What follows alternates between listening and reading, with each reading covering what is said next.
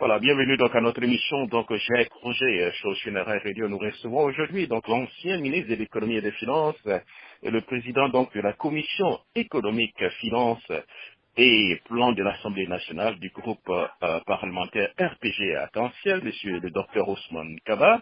Avec lui, on parlera un peu plus d'économie et puis la situation un peu sociopolitique dans son pays. Hein. Monsieur Ousmane Kaba, bonjour, comment allez-vous? Bonjour, ça va très bien. Voilà, alors vous séjournez donc aux États-Unis déjà depuis quelques jours. Cela coïncide avec l'Assemblée générale donc de Fonds monétaire international et de la Banque mondiale. Là. Est-ce que cela a à voir avec... Est-ce que vous êtes là un peu pour ça? Oui, bien sûr, comme d'habitude, nos différentes délégations dans nos pays, tout le monde se rencontre à Washington à cette période pour les assemblées générales du Fonds monétaire de la Banque mondiale. Mais bon, ce qui nous intéresse particulièrement en tant que délégation guinéenne, c'est de discuter de notre programme économique avec les institutions de Bretton Woods. Vous savez que nous venons de finaliser la revue de notre programme, sixième et septième revue, comme on le dit, avec le Fonds monétaire international. C'est une revue qui a été concluante, bien que difficile. Et donc nous sommes venus, pour remercier les autorités qui ont supporté la Guinée et tous ces staffs du Fonds monétaire et de la Banque mondiale qui ont aidé le pays. Deux, réitérer notre engagement à bien poursuivre ce programme, à ne pas l'interrompre comme les précédents programmes. Vous savez, nous avons une dernière revue, la huitième revue, qui sera faite en octobre sur les résultats quantitatifs à fin juin 2016. Donc nous sommes venus un peu discuter de tout ça. Voilà. Alors tout à l'heure, vous avez parlé de sixième et septième revue. Hein. De quoi s'agit-il exactement, concrètement pour les profanes qui vous suivent? Vous savez, on a un accord de coopération économique et financière et un programme de réforme économique avec le Fonds monétaire et la Banque mondiale, surtout avec le Fonds monétaire qu'on appelle FEC, Facilité élargie de crédit. Et périodiquement, on fait le point de la situation, de la marche de ce programme. Est-ce que ça se passe bien? Est-ce que les réformes initiées sont bien effectuées? Est-ce que le budget a une bonne tenue? Etc., etc. Alors, ce sont, en quelque sorte, pour simplifier, c'est des examens de passage. On fait des examens chaque période. C'est ce qu'on appelle revue. On voit si le programme suit bien la trajectoire qui avait été dessinée pour ce programme-là. Alors, vous savez, nous avons une longue histoire d'interruption de nos programmes avec les institutions de Bretton Woods. Mais cette fois-ci, nous avons tenu à ce que le programme qui est en vigueur, on puisse le terminer convenablement. Donc, on a fait plusieurs revues et on vient de terminer sixième et septième revue. La Guinée est passée le mois dernier au conseil d'administration du Fonds monétaire. C'est une revue qui a été concluante, c'est-à-dire que malgré les difficultés, le Fonds monétaire a estimé que la Guinée se trouve sur la bonne trajectoire. Voilà, vous parlez de difficultés, justement. Donc, la situation économique et financière donc, de la Guinée est très difficile. Hein. D'abord, le budget 2016 et puis les négociations avec le Fonds monétaire international ont été un peu ont été discutées donc en retard. Comment vont les choses aujourd'hui? Hein? Est-ce qu'on peut dire que la Guinée aujourd'hui, on peut parler d'une conjoncture aujourd'hui en Guinée? Bon, disons que la situation économique et financière du pays effectivement est difficile pour le moment. Mais la difficulté essentielle vient du fait que pendant les 2 années précédentes, nous avons eu cette terrible maladie Ebola qui a eu énormément de conséquences. J'insiste là-dessus parce que beaucoup de gens pensent que c'est des arguments, non, pas du tout. En réalité, Ebola a impacté sur tous les secteurs de l'économie nationale. Tous les projets qui étaient en cours ont été ralentis, tous les nouveaux projets ont été reportés de l'aide pour une raison très simple, ce sont les hommes qui font les projets. Et si ces hommes ont peur de venir en Guinée, aucun investisseur n'acceptait maintenant de venir en Guinée pratiquement depuis 2 ans, ça veut dire qu'aucun projet ne pouvait réellement démarrer. Alors dans une situation aussi difficile, tous les autres secteurs aussi ont été affectés. Si vous prenez l'agriculture, elle a été désorganisée dans beaucoup de zones qui étaient frappées par Ebola. Si vous prenez le secteur du tourisme, il a enregistré des arrêts extraordinaires. Les voyageurs qui devaient venir en Guinée ont refusé de venir. Et les hôtels étaient vides, les avions étaient vides. Et vous avez vu les difficultés que les Guinéens avaient à voyager, même les officiels guinéens, avec le problème d'Ebola. Donc cela a eu un impact terrible sur la marche des affaires en Guinée. Alors, c'est pour ça qu'on a enregistré une croissance zéro. Une croissance nulle pratiquement pendant 2 ans. Imaginez ce que ça veut dire. Ça veut dire que la richesse créée en Guinée n'a pas augmenté. Alors que la population augmente, donc ça veut dire la propriété, la pauvreté s'est accentuée.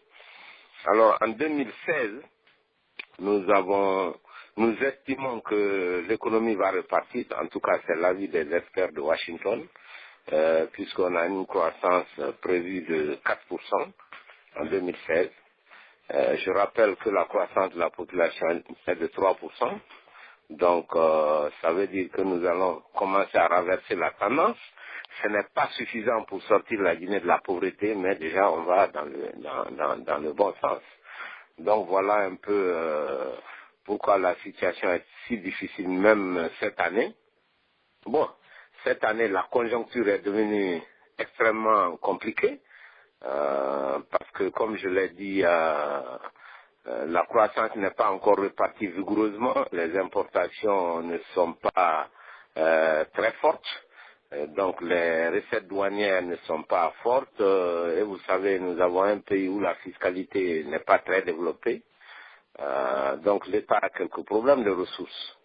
C'est ce qui explique les difficultés d'ailleurs avec les syndicats qui demandent à ce qu'on baisse le prix du pétrole, du carburant en Guinée. Le gouvernement a refusé pour une raison très simple, c'est qu'il y a très peu de ressources financières de l'État. Bien que du point de vue logique, étant donné que le prix du pétrole a baissé, le cours a baissé au plan international, c'était tout à fait logique que les Guinéens ressentent cela.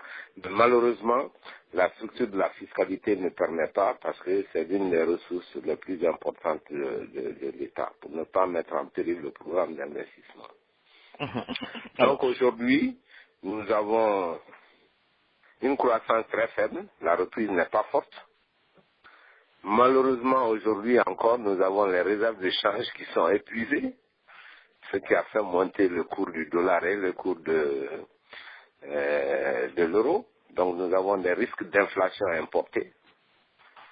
C'est pour ça qu'on dit que la conjoncture est assez difficile. Mais de l'autre côté, comme nous avons maintenant un programme, un bon accord avec les bailleurs de fonds, nous espérons, et c'était aussi l'un des objets de notre visite ici, que les bailleurs de fonds qui ont promis de l'argent à la Guinée vont décaisser cet argent très vite, conformément à nos accords, pour que la Banque centrale soit soulagée et pour que la hausse des devises puisse ralentir et prendre fin, afin que les Guinéens soient soulagés tous les jours. Voilà. Parlons donc de la situation vraiment difficile de l'économie de la Guinée, ainsi que de l'État. L'État lui doit non seulement payer près donc de 1800 milliards de l'année précédente, mais aussi on parle donc d'un déficit au niveau donc de la Banque centrale. Est-ce que cela ne va pas du tout impacter le programme du président donc Alpha Condé Oui, c'est-à-dire que c'est vrai que l'année dernière, l'État, la position nette de l'État, ce que nous appelons, c'est comme le compte bancaire de quelqu'un.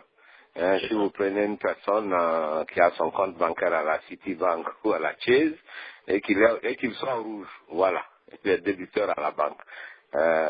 Donc on était dans cette situation en fin d'année, mais le budget qui a été voté pour 2016, normalement, d'ici la fin de l'année, l'État devrait se désengager de 166 milliards auprès de la Banque centrale de Guinée. C'est-à-dire la dette de l'État doit baisser de ce montant.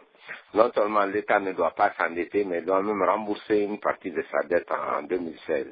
Ceci suppose que l'État dégage un excédent, c'est-à-dire ce que nous appelons l'État doit avoir une position nette qui s'améliore au niveau de la Banque centrale. Donc il faut qu'il y ait beaucoup plus de recettes que de dépenses pour que cela soit. On verra bien comment tout cela va se passer. Nous ne sommes qu'au mois d'avril. Bien sûr. Donc ça fait juste 4 mois. Il nous reste encore 8 mois pour que l'année soit bouclée. On verra comment les variables macroéconomiques vont évoluer. Ouais. Est-ce qu'il n'y a pas un paradoxe, docteur Kaba, hein, pendant cette période, pendant cette crise un peu, cette situation un peu difficile, le niveau des investissements de près donc de 5 000 milliards n'a pas et n'a pas diminué. Est-ce qu'il n'y a pas un peu une contradiction là? Non, pas du tout. Un paradoxe, je En vais dire. fait, Oui. non, pas du tout. La Guinée a bien fait de maintenir son enveloppe d'investissement aux alentours de 5 000 milliards parce que c'est important. Dans une situation, comme les économistes le savent très bien, lorsqu'il y a une récession, l'État doit faire une politique expansionniste pour relancer l'économie. Et lorsqu'il y a une expansion, l'État doit faire une politique récessionniste pour éviter la surchauffe dans l'économie. Ce que nous appelons la politique économique doit toujours être contre le cycle économique, c'est-à-dire la politique doit être contracyclique. Donc, ça veut dire simplement qu'en période de récession, comme ça a été le cas l'année dernière et l'année d'avant, il est très bon que l'État investisse. Au moins, ça va maintenir le niveau d'activité pour ne pas qu'il soit trop déprimé. Donc ça, c'est pas, à mon avis, un très très gros problème. Ce qu'il faut faire, c'est que ce soit des bons investissements. Hein. Et deuxième élément très important, il faut que nos investissements soient financés par l'extérieur. L'un des gros problèmes que nous avons, c'est que nous avons fait un volume important d'investissements financés sur ressources intérieures.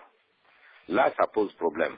Vous savez que nous sommes dans le cadre d'un pays qui a sa propre monnaie, et que si nous finançons l'investissement uniquement sur nos fonds propres au lieu d'emprunter à l'extérieur, au lieu d'envoyer de l'argent de l'extérieur, cela participe à la création de monétaire.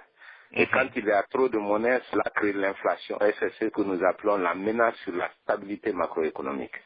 Donc, c'est des directives, des avis que nous avons donnés au gouvernement, même à l'Assemblée nationale, nous avons insisté que l'effort d'investissement, c'est une très bonne chose, il faut continuer. D'ailleurs, ce n'est pas suffisant. Pour la Guinée, il faut continuer à investir dans les routes, par exemple. Il faut continuer à investir dans les barrages à l'intérieur du pays, par exemple. Mais cet effort d'investissement doit être financé pour une grande partie par l'extérieur et non par de la création monétaire. Si nous créons trop de monnaie, notre monnaie s'affaiblit. C'est ça le danger. Et nous avons donné ces avis au gouvernement. Et je pense que les efforts commencent à être déployés pour que cela soit ainsi. Oui. Ok, d'accord. Alors, le coût donc du baril continue dans son plongeon sur le marché donc international. Après donc les syndicats, l'opposition exige donc la baisse donc des prix du carburant. D'ailleurs, ils organisent déjà des journées villes mortes. Allez-vous accepter ces exigences? Pardon? Allez-vous accepter les exigences de l'opposition? Non, j'ai expliqué ça tout à l'heure. C'est-à-dire la baisse du coût international doit amener à la baisse du carburant en Guinée. Ça, c'est vrai. Mais j'ai encore ajouté que malheureusement, nous avons nos structures de taxation qui n'est pas assez large. L'État n'a pas beaucoup de ressources. Et la TSPP, ce que nous appelons taxe spéciale sur le pétrole, TSPP, c'est l'une des taxes les plus importantes du budget de l'État. C'est pour cela que le gouvernement a dit, bien que théoriquement vous ayez raison, mais nous avons un budget qui est faible, il n'y a pas beaucoup d'entrées douanières, on ne peut pas ne pas encaisser la TSPP. Parce que si la TSPP baisse, de l'autre côté, tout le monde demande à l'État de faire des goudrons. Tout le monde demande à l'État de faire des hôpitaux. Tout le monde demande à l'État de faire beaucoup d'investissements. Et voilà. Donc, c'est pour cela que le gouvernement a dit, non, on ne peut pas, cette année, baisser le prix du carburant à la pompe, parce que ça fait gagner beaucoup d'argent à l'État, qui permet à l'État de financer ces programmes d'investissement que tout le monde sollicite par ailleurs. Donc, voilà. Voilà, le petit paradoxe que le citoyen lambda guinéen n'arrive pas du tout à comprendre. Hein. Tout à l'heure, vous avez parlé un peu donc de l'Ebola. Ils se disent même que des pays comme la Sierra Leone et le Libéria ont été aussi frappés aussi par les Libéria. Mais le prix du carburant à la pompe est un peu moins cher hein, dans ce pays qu'en Guinée. Alors, et c'est ce qu'il n'arrive pas du tout à comprendre. Je comprends vos Non, explications, mais comment ils comprendront un peu cela? non, parce que les situations ne sont pas tout à fait les mêmes que nos pays limitrophes, même s'il y a eu Ebola. D'abord, ce sont des petites économies par rapport à l'économie guinéenne. Et avant qu'Ebola ne vienne, ces pays avaient une très forte croissance. Déjà, si vous prenez la Sierra Leone, la croissance était très très forte avant Ebola. Vous savez, l'économie d'un pays, c'est comme le train. Hein? Un train qui est à grande vitesse, même si la vitesse diminue, il y a quand même une vitesse. Mais un train qui est à petite vitesse, s'il y a des problèmes, il s'arrête carrément. C'est un peu, c'est un peu la comparaison. Il y a bien d'autres raisons. Mais comme je vous l'ai dit, effectivement, sur le plan logique, le prix du carburant doit baisser. Mais sur le plan de notre budget, étant donné la faiblesse de nos recettes budgétaires, il est important pour l'État d'encaisser cette plus-value qui va servir à financer les investissements que nous faisons chez nous. Voilà. Alors, de ce C'est une côté, hein, décision du gouvernement que moi je comprends. de ce côté, l'opposition parle donc de mauvaise gestion. D'ailleurs, le chef de file de l'opposition pense que le pouvoir est en train donc de faire payer à la population les conséquences de sa mauvaise gestion. Qu'en dites-vous? Oh ben je pense que l'opposition est dans son rôle de tout noircir. Ce n'est pas le chef de l'État qui a amené l'Ebola en Guinée. Ça, c'est la nature qui a fait. Donc le gouvernement n'est pas responsable de la croissance zéro que nous avons connue pendant les 2 années précédentes. Alors de dire que non, on fait payer la mauvaise gestion, je crois que c'est un peu trop court. Oui, Mais mais bon, chacun est dans son rôle. quand vous dites que le gouvernement n'est pas responsable, le chef d'État, il avait quand même un programme. Il avait dit que J'ai dit la que le Guinée... gouvernement n'est pas responsable d'Ebola. Ah, d'accord. Ok, C'est voilà. Ebola qui a provoqué la croissance zéro Mhm, en Guinée. Donc, mhm. c'est exactement ce que je dis. Le chef de l'État n'est pas responsable d'Ebola. Au contraire, il a fait beaucoup d'efforts pour que Ebola soit derrière nous. Lui Mhm. et tous les Guinéens d'ailleurs, hein, il faut rendre hommage à tous les Guinéens, même beaucoup de Guinéens, tous ces Guinéens de l'extérieur, vous vous êtes tous investis pour nous aider là-bas en Guinée pour que Ebola soit vaincu. J'en profite réellement pour saluer tous ces Guinéens de l'extérieur qui se sont investis à côté du gouvernement, à côté des populations guinéennes, à côté des pays amis. C'est une œuvre commune, ce n'est pas seulement le gouvernement qui a combattu Ebola, mais c'est chacun d'entre nous. Alors, quel est l'impact pratiquement donc j'allais dire, des journées vides mortes, des marches donc, de l'opposition sur l'économie? De l'extérieur, qu'est-ce que les gens vous disent? Bon, écoutez, moi, je n'étais pas à Conakry la semaine dernière, mais je sais que ça a eu très peu d'impact parce que j'ai regardé Internet et les journaux. Les Guinéens sont un peu fatigués de ces histoires de villes mortes dans un pays où chacun cherche le quotidien. La grande majorité des Guinéens vivent au jour le jour. Je crois que nous sommes trop pauvres pour nous permettre ce luxe. De l'autre côté, tout ce qui est instabilité politique nuit à l'arrivée des investisseurs étrangers en Guinée. Et ça, c'est très important. Nous avons connu, je pense, en 2012, une année noire comme ça, où tout le monde descendait, les gens descendaient dans la rue tout le temps, ce qui fait fuir évidemment les investisseurs. Comme tout le monde le sait, l'argent a peur du bruit. Il faut apaiser le pays pendant une longue période pour que la confiance revienne et pour que les autres acceptent d'y mettre leur argent. Donc ça a un impact négatif sur l'investissement, sur la création d'emplois et sur la croissance. C'est évident. D'accord. Alors, de l'autre côté, vous êtes un homme d'affaires, vous êtes responsable de l'université Kofi Annan. Hein. En février, les universités, les écoles privées menaçaient donc de se mettre en grève. Hein. Est-ce qu'aujourd'hui, vous avez réussi certainement à payer un peu donc leurs droits, ce que vous devez, ce que l'État doit à ces établissements? Bon, d'abord, je ne suis pas un homme d'affaires. Créer des écoles ne fait pas de quelqu'un un homme d'affaires. Oui, On ne mais, vend pas des oui, c'est cacahuètes. privé. Hein. Privé quand même, c'est Alors, privé.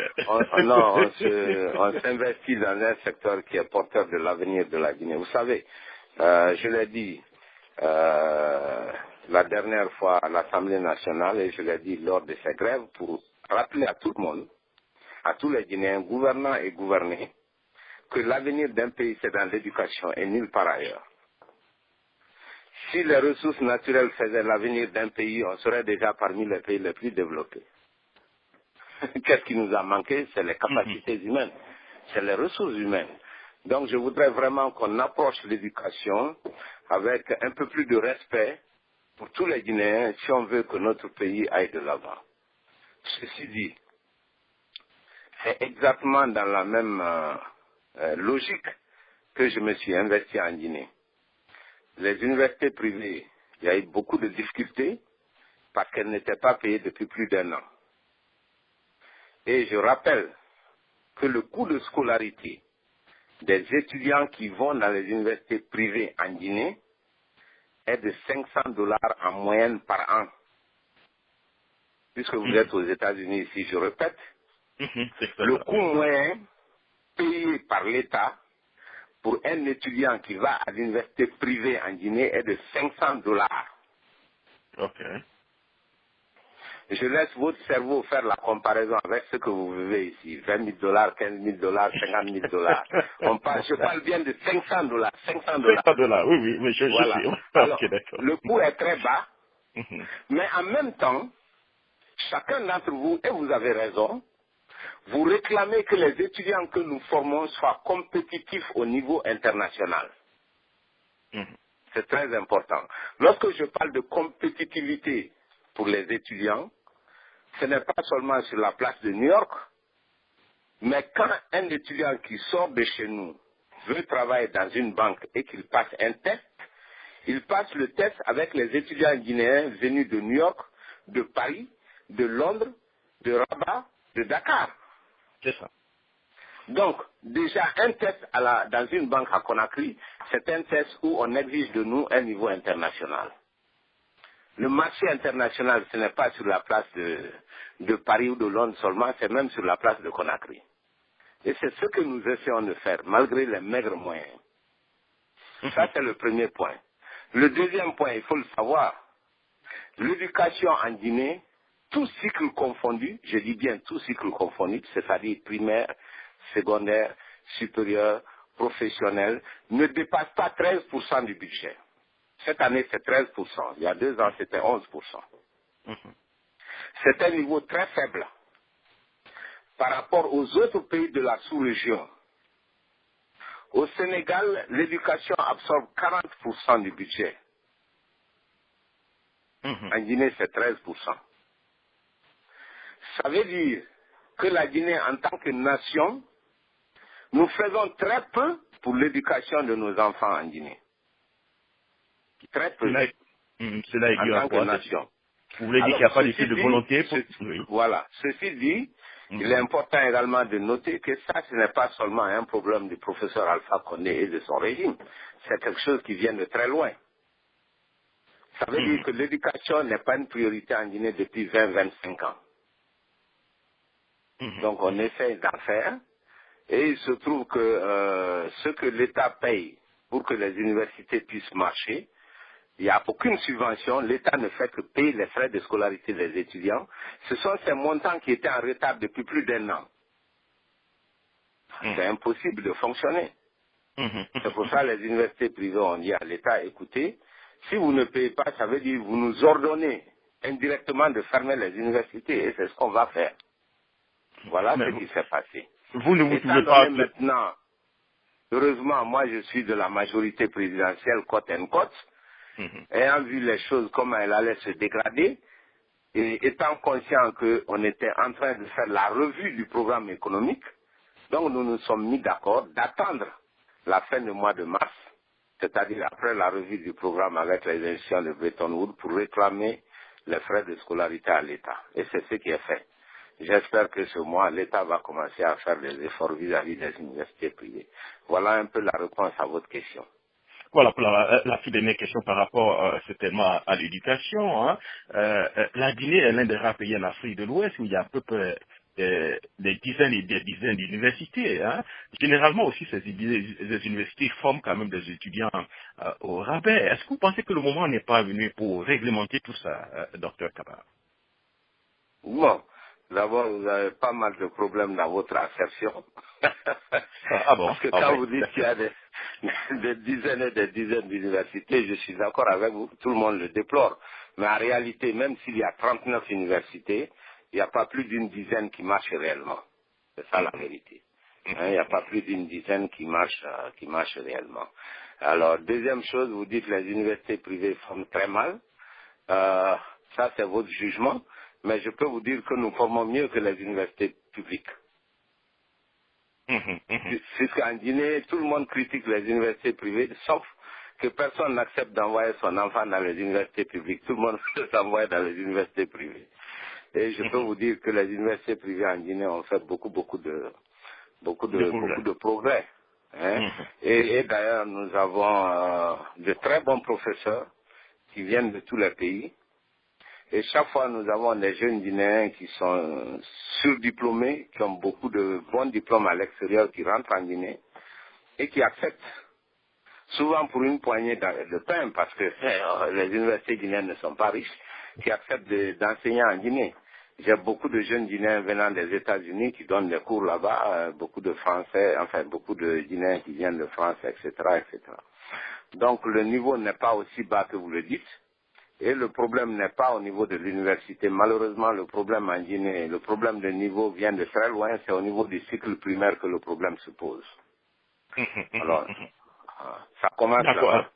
Voilà. Donc, il faut souvent éviter de tomber à la fin pour résoudre un problème. Il faut aller au début. D'accord, bon, je vous m'avais dit, hein, je vous m'avais dit. Ok, d'accord. Alors, M. Ousmane Kaba, parlons un tout petit peu de... Et l'autre point que je voulais souligner, parce que là aussi, il y a eu beaucoup de campagnes en Guinée pour dire que les universités privées créent du chômage, etc., etc. Franchement, moi, je suis un économiste professionnel. Je dois rétablir les choses pour dire que le problème du chômage va bien au-delà du problème de formation dans les universités privées. Le problème du chômage, il y a une offre, il y a une demande. Hein? Donc il faut voir déjà au niveau de la création d'entreprises, au niveau de l'entrée des capitaux en Guinée, au niveau de la confiance générale, et ensuite voir le niveau de la formation. On ne peut pas mettre tout le problème de chômage uniquement sur la formation. Même si vous êtes le mieux formé du monde, s'il n'y a pas d'entreprise pour vous embaucher, ça ne sert absolument à rien. Bien sûr. Donc il faut faire quand même une analyse beaucoup plus large de la question et vraiment prendre les avis des professionnels et non se lancer dans des assertions souvent qui sont complètement à côté de la réalité. Bon, d'accord, d'accord. Alors, revenons donc, si vous voulez, on va parler un tout petit peu de politique avant de vous laisser partir. Ces derniers temps, votre parti, hein, le RPG Arc-en-Ciel, est confronté donc à une fronde, donc de sa jeunesse, et en plus, aller un peu plus loin, oui, des classiques même aussi de votre parti ont ouvertement critiqué donc la gestion du président donc Alpha Condé. Alors, quelle lecture faites-vous de cette crise, si on peut le dire, à l'intérieur du RPG Arc-en-Ciel? Oui, vous avez raison, il y a une crise profonde, une crise de conscience. Mais seulement la différence de beaucoup de personnes, moi je pense que l'origine de la crise est d'abord et avant tout économique. Parce qu'il y a des milliers de jeunes que nous avons qui n'arrivent pas à trouver de l'emploi. Donc, jusque-là, nous n'avons pas réussi à créer énormément d'emplois pour tous ces jeunes. C'est ça le fond de la question. Donc, lorsque ces jeunes vont, d'ailleurs, le petit noyau qui a commencé côte à côte la petite révolution interne, ce petit noyau, c'est des jeunes gens qui sont allés chercher du travail et qui n'ont pas eu de boulot et qui ont vu qu'on a embauché d'autres personnes. Donc c'est ça un peu qui est à la base, la léthargie économique, le fait que nous n'avons pas réussi jusqu'à présent à fouetter le secteur privé pour offrir des emplois. Et là aussi, c'est un problème assez complexe parce qu'il faut faire de bonnes infrastructures physiques telles que l'énergie. Bon, on a beaucoup progressé là-dedans, mais ce n'est pas encore suffisant. Il faut envoyer l'énergie à l'intérieur du pays pour éviter l'exode rural. Donc on va en parler, il y a pas mal de choses qui restent encore à faire malgré les progrès. Et donc ce manque d'emploi pour notre jeunesse, c'est vraiment ça la situation la plus difficile. Bon, est-ce qu'on peut pas parler un peu donc vous ajoutez à cela quelques frustrations politiques. Oui. Et vous avez un cocktail déjà qui a explosé, mais qu'on essaie de maîtriser. Oui, vous voulez dire? Alors, est-ce qu'on ne peut pas dire que la crise est un peu plus, vous l'avez dit, un peu plus profonde, parce que les jeunes là, se disent que il y a des nouveaux venus qui n'ont pas du tout, permettez-moi l'expression, mouillé le maillot, qui sont donc embauchés, hein, donc il y a une frustration. Hein. Est-ce que ce constat n'est pas correct? Ben, il est correct, mais il tombe dans l'insertion que j'ai dite plus tôt. C'est-à-dire, s'il y avait suffisamment de travail, le problème ne se serait pas posé. C'est parce qu'il y a manque de travail. Donc, les quelques emplois qui sont créés, évidemment, ça fait de la compétition. Et beaucoup de gens pensent que eux, ils ont lutté du côté du pouvoir et que c'est d'autres personnes qui ont eu l'emploi. Mais ça, vraiment, à mon avis, ça, c'est l'épiphénomène. C'est l'arbre qui va cacher la forêt. La vraie forêt, c'est vraiment le problème d'emploi au niveau de l'ensemble du pays. À ce niveau, est-ce qu'on ne Donc, peut pas on parler revient d'échec? encore Pardon?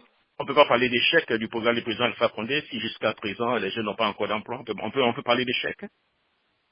Non, je pense qu'il faut voir la perspective sur le long terme. La Guinée vient de très très loin. Comment vous voulez d'abord créer l'emploi dans un pays où il n'y a ni route, ni électricité, ni eau, etc. C'est impossible. Donc ce premier mandat a servi à mettre les bases des investissements publics essentiels, ce qu'on appelle les biens publics.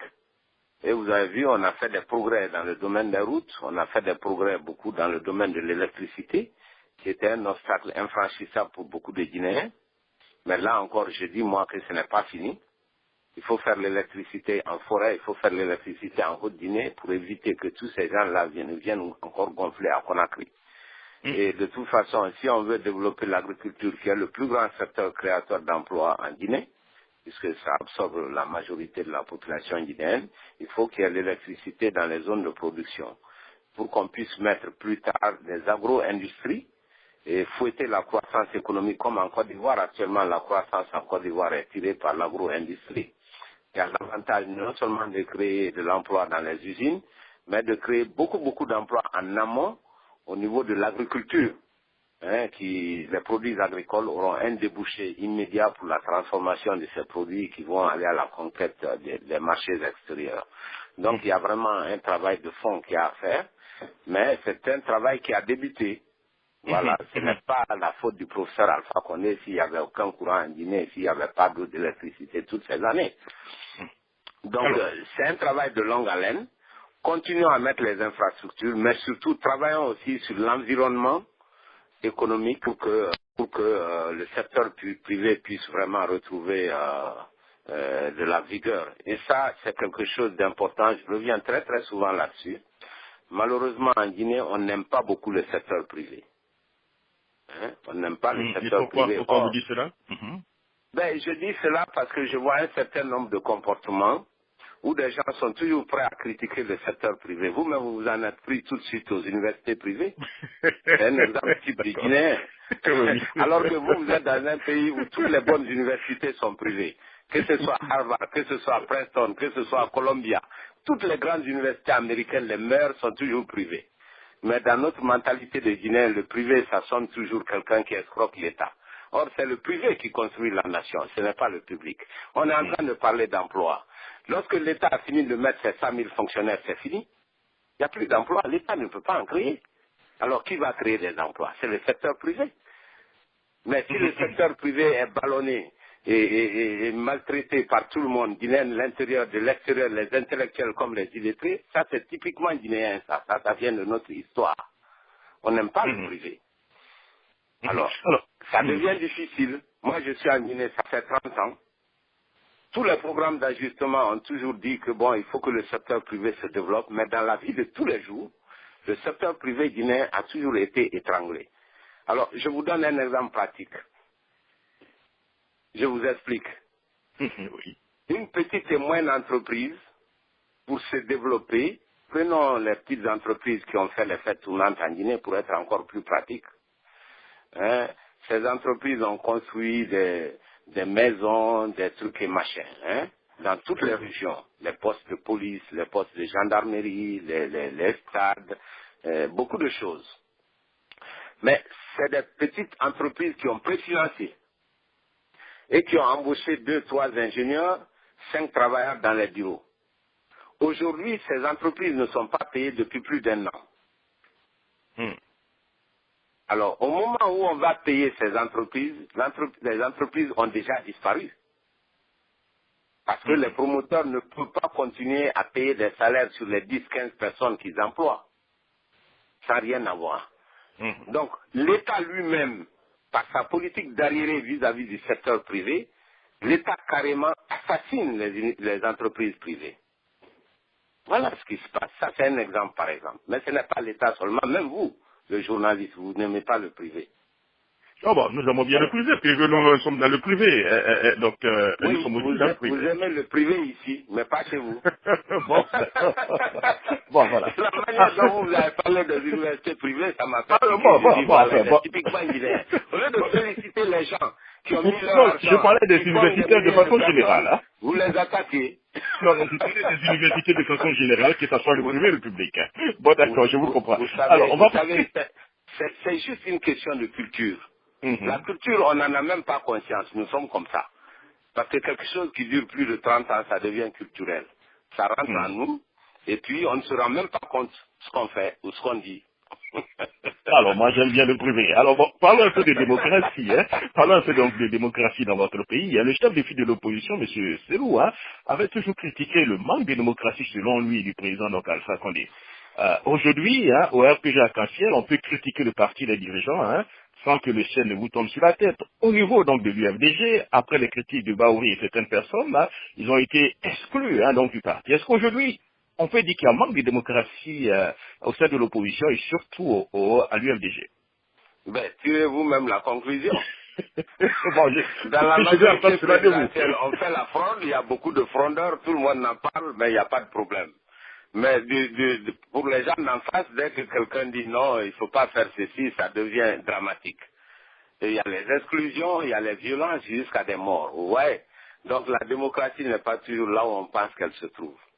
Donc je peux dire que oui, le gouvernement du professeur Alpha Condé, la majorité est démocratique. Si on voit l'histoire de la Guinée, si on voit les faits, les journalistes ne sont pas emprisonnés, chacun est libre de dire son opinion. Bon, les institutions sont en place, même si ça et là, certains trouvent qu'elles ne marchent pas parfaitement, ce qui est normal, hein, c'est un processus historique d'apprentissage. Mais il n'y a pas eu jusqu'à présent d'atteinte fondamentale hein, à la démocratie comme nous la vivons chez nous. Je pense que, côte en côte, on peut dire que nous sommes démocratiques. En tout cas, le gouvernement a fait des efforts dans ce sens. Voilà. Aujourd'hui, l'opposition se limite à M. Selou Dalein Diallo et puis quelques partis politiques, puisque les grands partis qui étaient autour de lui sont soit à la mouvance ou bien soit un peu, j'allais dire un peu des électrons libres. Voilà. Est-ce que vous avez un petit commentaire à faire? Est-ce que le fait donc d'avoir beaucoup donc des cadres de l'opposition au sein de la mouvance présidentielle ou bien près de la mouvance présidentielle, ce n'est pas une petite concurrence pour vous, hein? Non, pas du tout. Pourquoi ils sont venus dans la mouvance? Pourquoi ils ont quitté? C'est parce qu'ils n'étaient pas heureux là, ils étaient. Hein, il faut leur poser la question pourquoi ils ont quitté. Beaucoup d'entre eux pensent qu'il n'y a pas justement de démocratie là-bas et que leurs points de vue ne sont pas pris en compte. C'est pour ça ils ont basculé vers la mouvance présidentielle. Parce qu'ils ont envie d'être beaucoup plus positifs, de participer à la construction du pays. Vous savez, construire un pays n'est pas quelque chose de facile. Même nous, à la mouvance présidentielle, nous avons souvent des griefs. On n'est pas d'accord sur tout. Mais il faut être quand même d'accord sur l'essentiel. Ça ne nous empêche pas de faire notre contribution parce qu'il n'y a jamais rien de parfait. Toute œuvre humaine est imparfaite. Et c'est parce que les hommes et les femmes de bonne volonté se battent dans la bonne direction que les choses peuvent s'améliorer jour après jour et peut-être génération après génération. Faisons notre devoir à nous. Voilà, faisons notre devoir à nous. On parle maintenant de l'après-Alpha Condé, hein, 2020. Votre nom est de plus en plus cité. Hein. Est-ce qu'on peut parler déjà hein, donc du président, hein, Dr Ousmane Kaba 2020? Non, moi je ne parle pas de l'après Alpha Condé. Nous sommes en pleine période Alpha Condé et Bon, notre c'est pas devoir c'est modestie de... peut-être. Hein. Non, non, Modeste, non, pas non, non. Non, D'accord, non, oui. pas du tout. Ce n'est ni de la modestie, ni... C'est juste la vérité, c'est le simple bon sens.